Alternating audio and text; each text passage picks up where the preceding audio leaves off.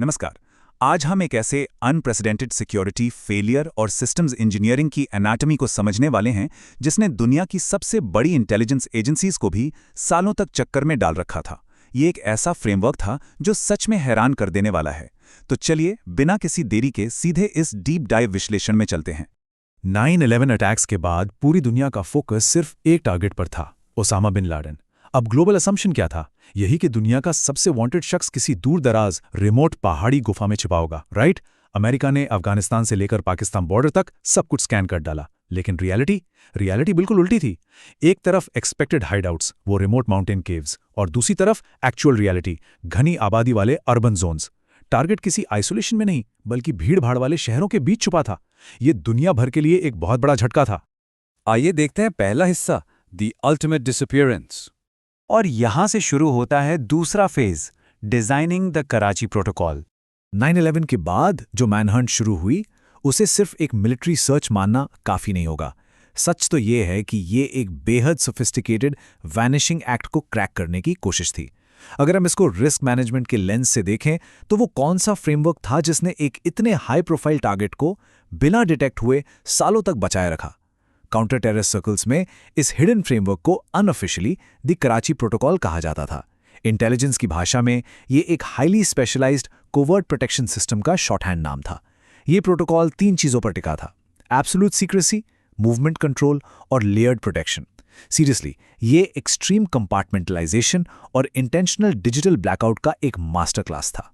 इस प्रोटोकॉल ने किया क्या? इसने टारगेट को प्रैक्टिकली एक इनविजिबल एंटिटी बना दिया।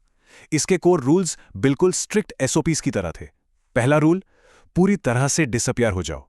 दूसरा, जीरो डिजिटल टेक्नोलॉजी और नो सैटेलाइट कम्युनिकेशन, मतलब कोई मोबाइल फोन नहीं, कोई इंटरनेट नहीं। और तीसरा रूल, क्राउडेड शहरों में फॉल्स आइडेंटिटीज का इस्तेमाल करना।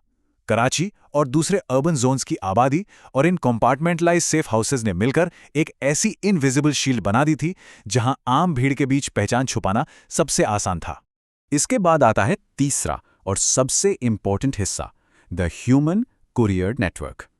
अब सोचिए, जब डिजिटल दुनिया से पूरी तरह नाता तोड़ लिया गया, तो कम्युनिकेशन कैसे होगा? यहां जरूरत पड़ी एक एनालॉग फोर्ट्रेस की। इस क्रिटिकल लेकिन थोड़े फ्रेजाइल इंफ्रास्ट्रक्चर ने ही द कराची प्रोटोकॉल को सालों तक फंक्शनल रखा। हर मैसेज फिजिकली डिलीवर होता था, ट्रस्टेड ह्यूमन करियर्स के जरिए। सेफ हाउसेस को लगातार इवैल्यूएट किया जाता था। इन्फॉर्मेशन बिल्कुल लेयर्स में बटी हुई थी। आउटर सिक्योरिटी लेयर्स को मिनिमल इन्फो और इनर सर्कल तक एक्सेस सिर्फ गिने चुने लॉयलिस्ट्स को दिया जाता था। अगर बाहर की कोई एक लेयर कॉम्प्रोमाइज भी हो जाए तो पूरा स्ट्रक्चर सेफ रहता था। यह सिस्टम काफी ब्रिलियंटली आइसोलेट किया गया था। लेकिन यहां एक बड़ा सवाल उठता है, इतना परफेक्टली इनविजिबल सिस्टम आखिर फेल कैसे हो सकता है? इतनी प्लानिंग, इतनी सीक्रेसी, चूक कहां हुई? इसका जवाब ढूंढने के लिए हमें सिस्टम की ताकत से हटकर उसकी अनअवॉइडेबल वल्नरेबिलिटीज पर ध्यान देना होगा। चौथा हिस्सा, द एबोटाबाद एनोमनी। देखिए, हर सिस्टम चाहे कितना भी सिक्योर क्यों ना हो, उसमें एक फेटल फ्लॉ जरूर होता है। और यहां वो फ्लॉ था ह्यूमन बिहेवियर। इंसान आखिरकार अपनी आदत और रूटीन का शिकार हो ही जाता है। ये सिस्टम इसलिए कलैप्स नहीं हुआ कि किसी ने अचानक टारगेट को ढूंढ निकाला। कलैप्स इसलिए हुआ क्योंकि इंटेलिजेंस एजेंसीज ने एक ट्रस्टेड मैसेंजर, यानी उस कुरियर के अजीब बिहेवियरल पैटर्न्स, उसकी अनयूजुअल आदतों को ट्रैक कर लिया था। एजेंसीज पहाड़ों में टारगेट नहीं ढूंढ रही थी, बल्कि फोकस कर रही थी कुरियर्स के मूवमेंट पर। टारगेट को डायरेक्टली ढूंढने के बजाय उन कुरियर नेटवर्क्स की मैपिंग और उनका बिहेवियरल एनालिसिस इस पूरे नेटवर्क को एक्सपोज करने लगा। और अब देखिए आयरनी, सिस्टम की एक्सट्रीम सिक्योरिटी ही उसके खिलाफ कैसे चली गई। जरा इन ओवर सिक्योरिटी रेड फ्लैग्स पर ध्यान दीजिए। एबनॉर्मली हाई वॉल्स, कंपाउंड की दीवारें आसपास के घरों से कहीं ज्यादा ऊंची थी। Absolute lack of internet and phone lines.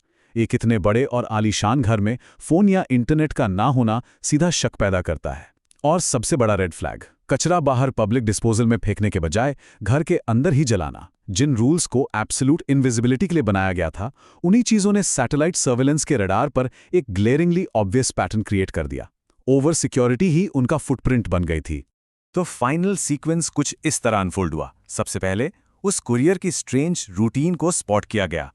फिर एबोटाबाद के उस हाईली अनयूजुअल कंपाउंड की प्रॉपर मैपिंग हुई। और जब तय हो गया कि यहां कुछ बहुत बड़ा छिपा है, तो लॉन्च हुआ ऑपरेशन नेपच्यून स्पीयर। 2 मई 2011 को यूएस नेवी सील्स ने रेड की और टारगेट एलिमिनेट हो गया। सालों की इतनी एक्सट्रीम ऑपरेशनल सिक्योरिटी सिर्फ एक छोटे से पैटर्न ब्रेक और ह्यूमन रूटीन के सामने पूरी तरह ध्वस्त हो गई। आइए बढ़ते हैं आखिरी हिस्से की तरफ, लेसन्स इन रिस्क मैनेजमेंट।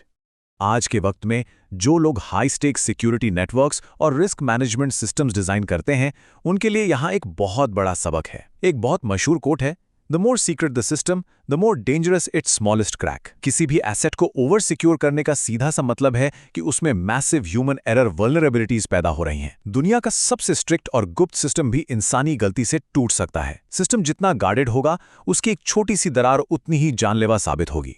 तो इस डीप डाइव को रैप अप करते हुए एक आखिरी लेकिन सबसे ज़रूरी सवाल जहन में आता है।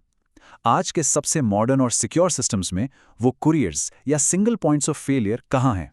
सिस्टम चाहे डिजिटल हो या एनालॉग, उसमें ह्यूमन एलिमेंट हमेशा रहेगा। और यही ह्यूमन एलिमेंट अपने डेली रूटीन और पैटर्न्स की वजह से हमेशा सबसे बड़ा रिस्क बना रहेगा। सिक्योरिटी कभी भी एब्सोल्यूट नहीं होती, और इस बारे में गहराई से सोचना हम सब के लिए बहुत ज़रूरी है।